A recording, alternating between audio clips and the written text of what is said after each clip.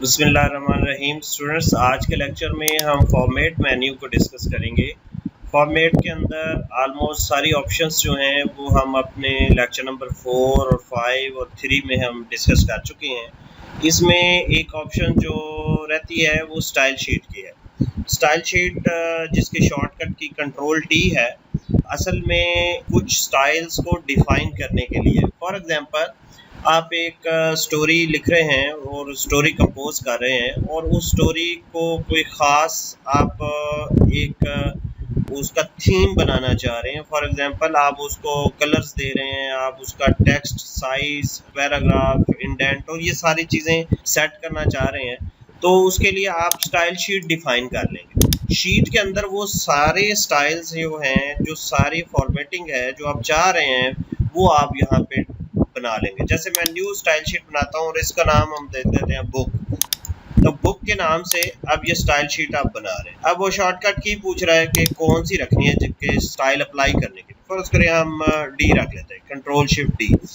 Book नाम है और उस तरह पैराग्राफ की फॉर्मेटिंग, उसके बॉर्डर की फॉर्मेटिंग, उसके करैक्टर की फॉर्मेटिंग, उसके हाइफेनेशन, उसके टैब्स की फॉर्मेटिंग, ये सारी फॉर्मेटिंग आप यहाँ पे डिफाइन कर लें।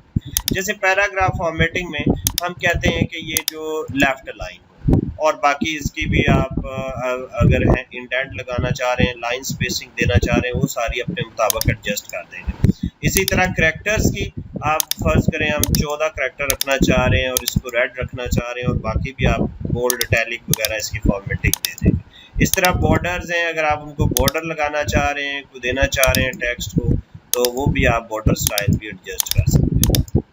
तो इस तरह आप सारे स्टाइल्स जो हैं वो डिफाइन कर देंगे इस शीट के अंदर जो आपको ज़रूरत होगी। इसको मैं ओके करता हूँ, तो ये एक बुक नाम से स्टाइल शीट डिफाइन होगी। इसको मैं डन कर देता हूँ।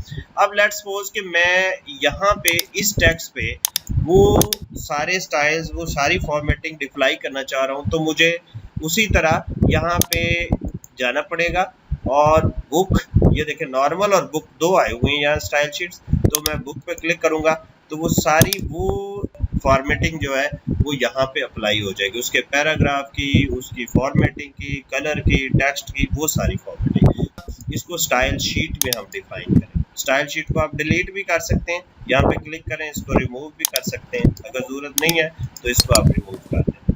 ओके, तो ये थी स्टूडेंट्स आपकी स्टाइल शीट।